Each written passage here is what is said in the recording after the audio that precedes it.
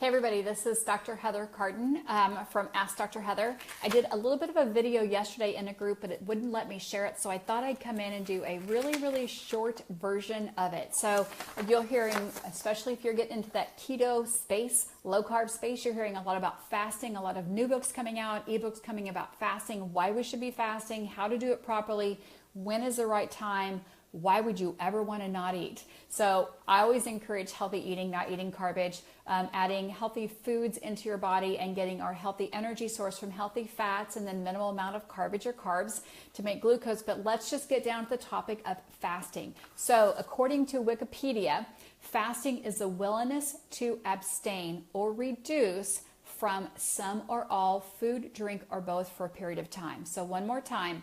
Fasting is the willingness to abstain or reduce. So that could be just cutting something out from some or all food, drink, or both for a period of time. So how I interpret that is, again, this can be really gray area. So anything that you do can be better than nothing. So if you need to fast from soda, that's a great thing to do. Just make sure you replace it with water. So let's talk about what absolute fasting is. Absolute fasting is where actually you don't have, it's called a dry fast also. You actually don't have any water, any food, and that's done for maybe 24-hour period of time. Maybe some of you have actually done that, getting ready for a colonoscopy or some type of surgery or prepping for some blood work. That's called an absolute fast or dry fast. Generally, that's not a recommendation that I make. The next fast is called a water fast. That's where you only drink water from anywhere from 2 days to maybe 3 to 5 to 7 days.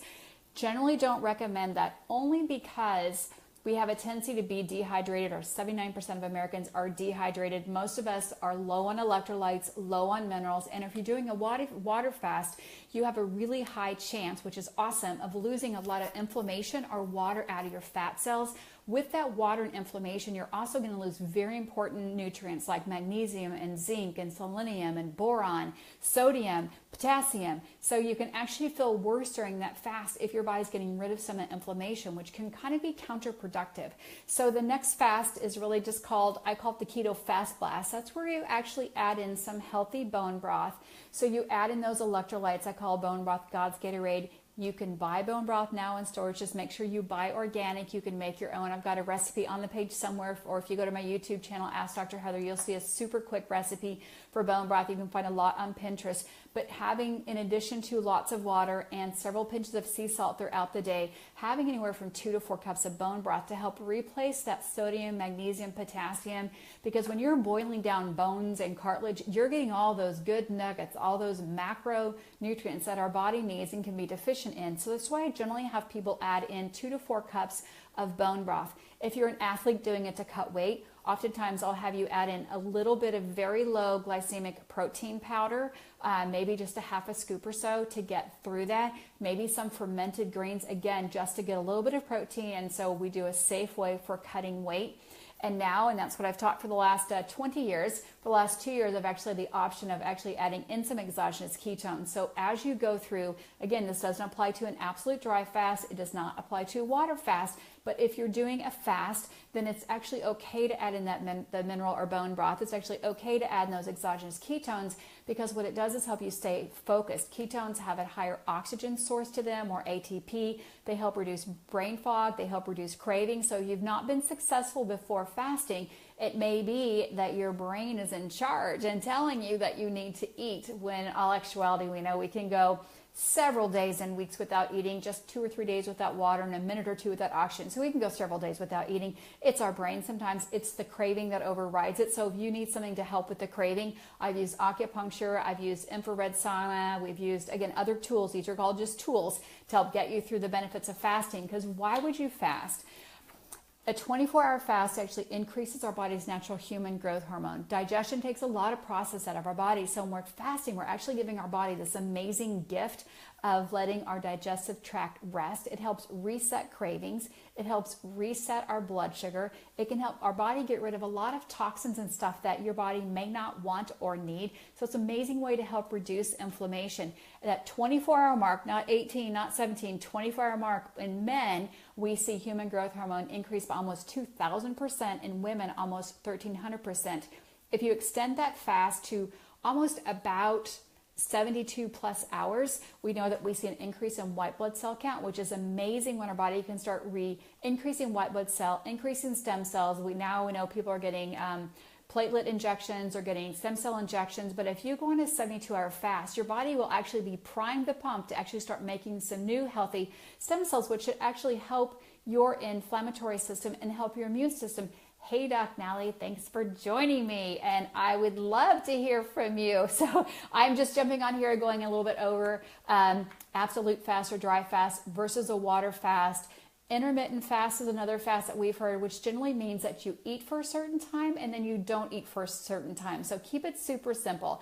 If people say they're doing an 18-6, that means they're letting their digestive system rest, just water only for 18 hours, and then they're feeding or eating in a 6-hour time block, or maybe it's a 12-12, maybe it's a 10-14.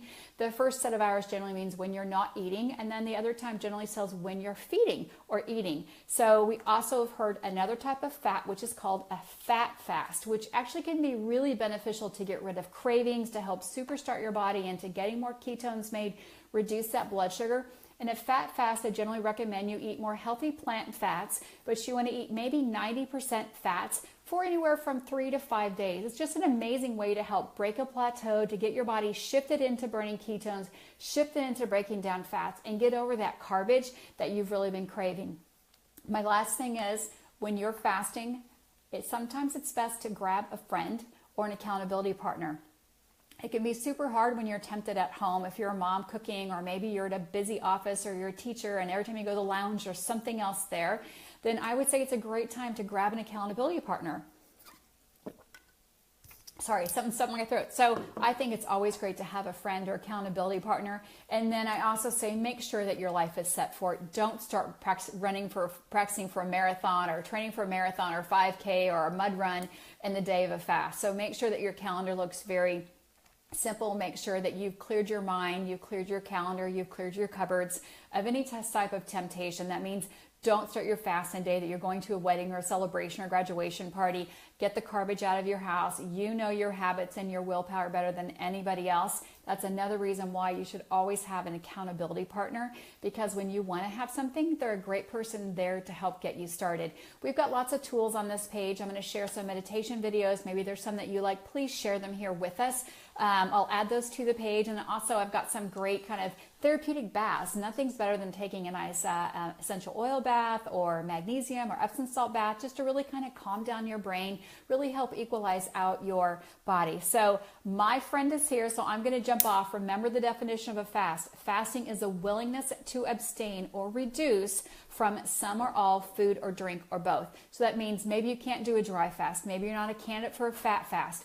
Fast from something, fast from driving through, fast from having soda. Maybe you need a fast from chips. I know my son actually did a bet with me that he wouldn't eat any chips for a year. So maybe you're going to fast from fried foods or something out of a box. So pick something if you can't go through a fat fast or can't go through a water fast that you can actually fast from. There are lots of tools like we talked about to help facilitate those.